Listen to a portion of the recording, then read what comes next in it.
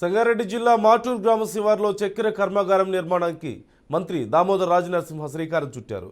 Company owner Sachin గోయల్తో కలిసి భూమి పూజ కార్యక్రమాన్ని నిర్వహించారు. గోదావరి గంగా ఆగ్రో యజమానులు కొత్త షుగర్ ఫ్యాక్టరీ స్థాపించడం సంతోషంగా ఉందన్నారు. ఆ కంపెనీ నిర్మాణంతో స్థానిక యువతకు ఉద్యోగాల అవకాశాలు, ఉద్యోగ భద్రతను కల్పించాలంటూ కంపెనీ ఓనర్ గోయల్కు మంత్రి సూచించారు. నిజాం షుగర్ ఫ్యాక్టరీకి సంబంధించి మంత్రి శ్రీధర్ బాబు ఆధ్వర్యంలో ప్రభుత్వం ఏర్పాటు చేసిన కమిటీ సిఫార్సును ఆధారంగా నిజాం షుగర్ ఫ్యాక్టరీకి పూర్వవైభవం తెచ్చేలా ప్రభుత్వం కార్యాచరణ సిద్ధం చేసిందంటూ తెలిపారు.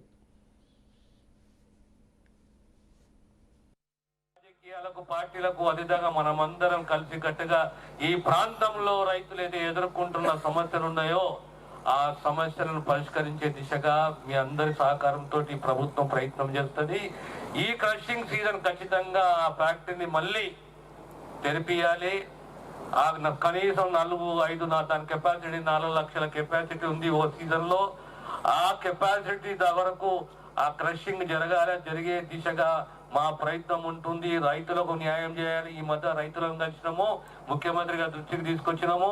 మరొక అంశం ఏంటి అంటే నిజాం షుగర్ ఫ్యాక్టరీని మళ్ళీ తెరవాలనే ఒక సంకల్పం కాంగ్రెస్ పార్టీకి ఉన్నది, కాంగ్రెస్ ప్రభుత్వానికి ఉన్నది. దానికి సంబంధించి మా మిత్రులు పరిశ్రమక శాఖ మంత్రి శ్రీధర్ బాబు గారి నేతృత్వంలో కమిటీ ఏర్పాటు చేయడం జరిగింది.